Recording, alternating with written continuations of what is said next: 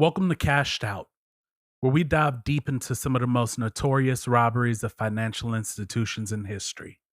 I'm your host, Michael Dwyer, and today we're not talking about a bank robbery. I know. This is a podcast about bank robberies, and we're not talking about a bank robbery, but I promise you'll understand why today's episode made the list. You see, last time we talked about the Baker Street robbery, and I told you that these two were linked through Brian Reeder. So today, I'll tell you how. This is the story of the 1983 robbery of the Brinks-Mat warehouse.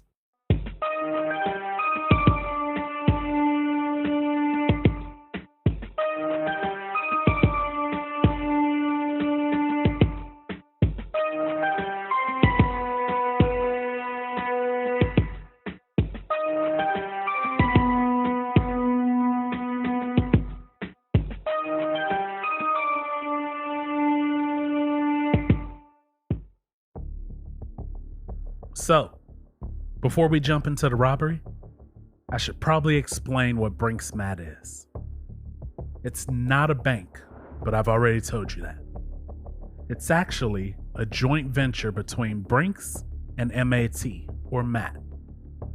See, Brinks is a global company, but it is one of the largest security and logistics companies in America. They handle cash delivery and shipments, ATM servicing, and security for financial institutions, grocery stores, pretty much any business that gets money delivered or needs an alarm system. MAT, or MAT, is a transportation company that was based in London, and together, they work to transfer funds from one financial institution to another.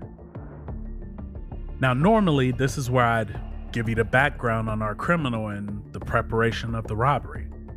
But in this case, there are so many of them, and there was so much happening after this robbery took place that I feel like we need to jump directly into the robbery. So let's do it.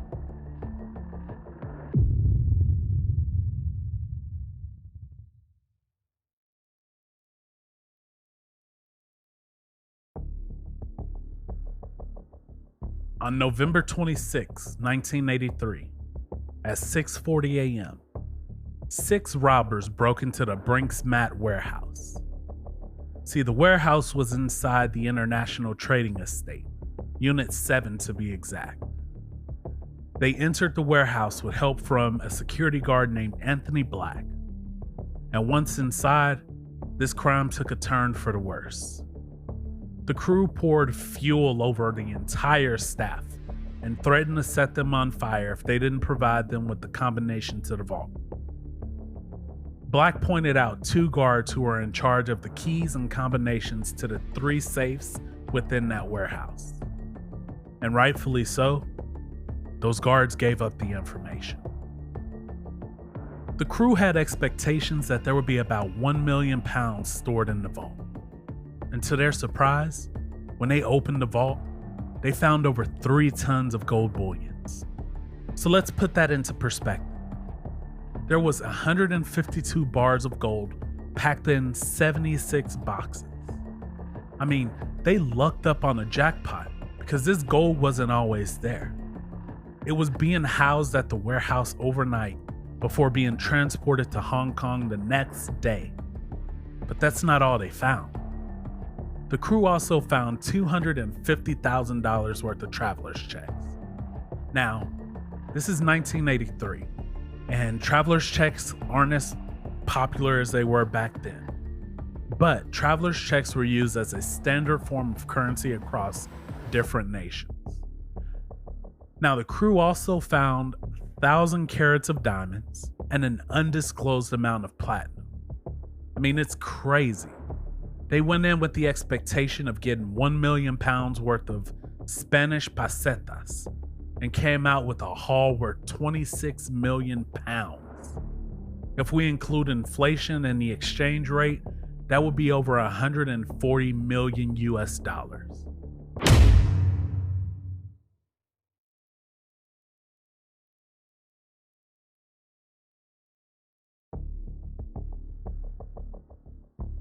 Now, here's the thing. It didn't take police long to identify the suspects. I mean, the first question police asked was how? How did they get in? Well, there were no signs of forced entry, which meant that there had to be an inside man. And that inside man, Anthony Black, was identified and connected to the crime by December of 1983. Here's the thing about Black. See, he was living with the main mastermind's sister. His name was Michael McAvoy, and soon after getting caught, Black confessed to aiding and abetting the robbers and giving them impressions of the key to the door. He then turned informant to protect himself, which meant that he told on McAvoy and his co-mastermind, Brian Robinson, who just so happened to be Black's brother-in-law.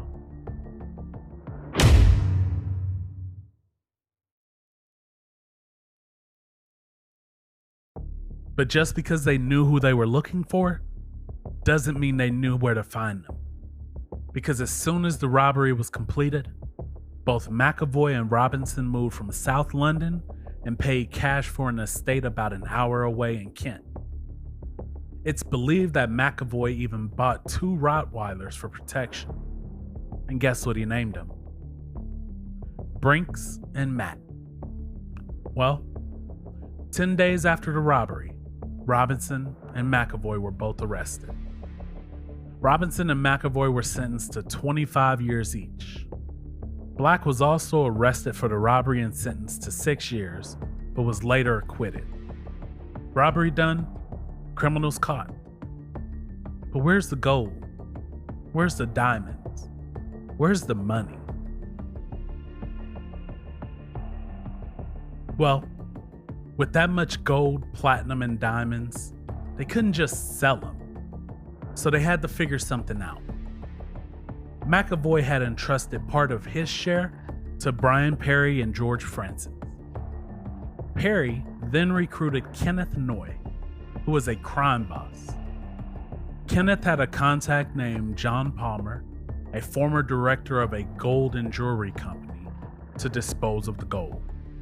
And by dispose, I mean he melted down the gold, he mixed it with copper and brass to make it look like scrap gold. Then he sent it to Sheffield Assay Office for approval. The way it was melted down, no one even suspected that it was connected to the robbery. Then, it sold on the black market, making it almost impossible for anybody to trace it. 13 million pounds worth of gold was moved this way. Let's fast forward to January 1985. In a raid in Bath, police uncovered 11 gold bars worth about 100,000 pounds in a building owned by John Palmer. Fortunately for Palmer, he was on vacation for the holiday in Tenerife. Unfortunately, 2 of his partners, Garth Chappell and Terrence Patch, were arrested. But why? Well, they had been moving so much money through their Bank of England accounts that it raised some red flags. For example, they withdrew 3 million pounds from one branch. 3 million. This definitely got eyes on them. And eyes on them led to the death of an undercover detective. The detective was on Noy's property dressed in a camouflage outfit, and he was stabbed 10 times by Noy. He claimed that he had been attacked and killed the detective in self-defense, and at his trial, the jury found him not guilty of murder.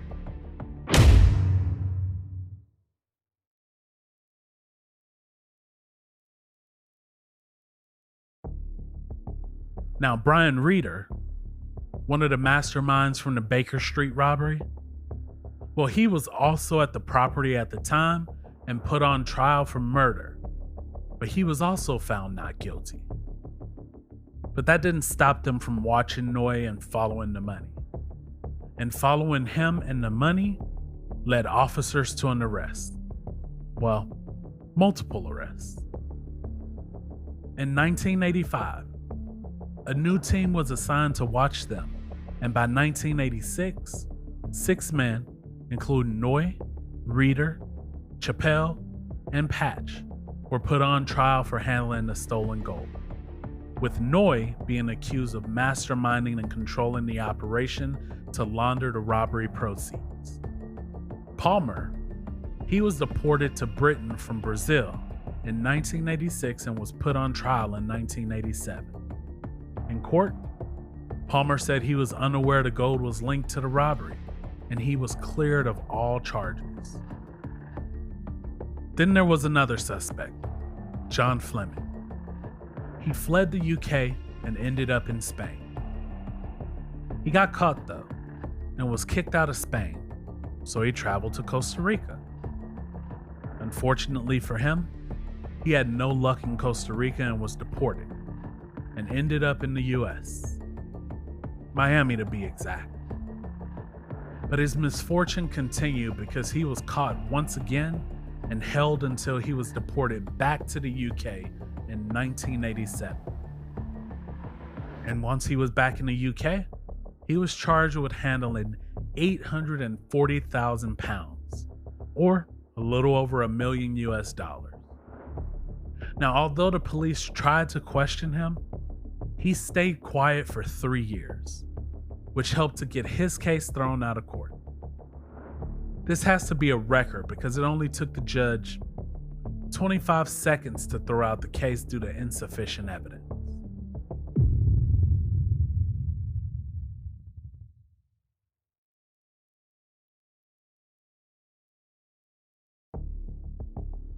All in all, Anthony Black was sentenced to 6 years.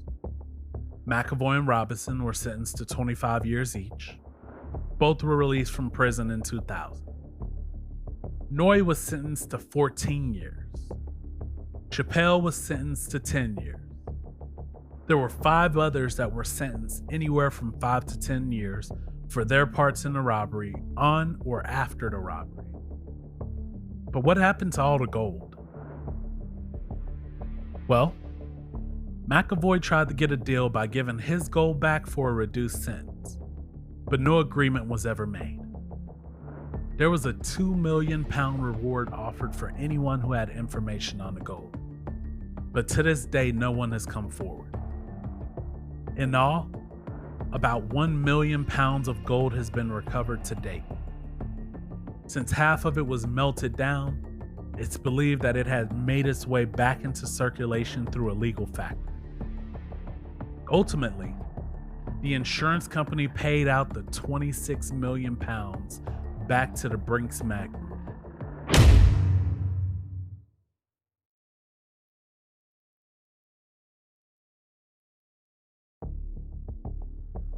Now, this next part has absolutely nothing to do with the case, but I found it interesting, so I had to let you all know. After the robbery, many of the participants in or after the robbery were killed. Now, this doesn't surprise me given their lifestyle, but to have so many of them die by a shooting death caused the criminal underworld to become superstitious. They coined it the curse of the Brinks-Mat, or the curse of the Brinks-Mat millions. Between 1990 and 2003, that's a 13-year period, 7 suspected robbers were shot and killed. Now, it was quiet after that until 2015, where another suspected robber was shot and killed.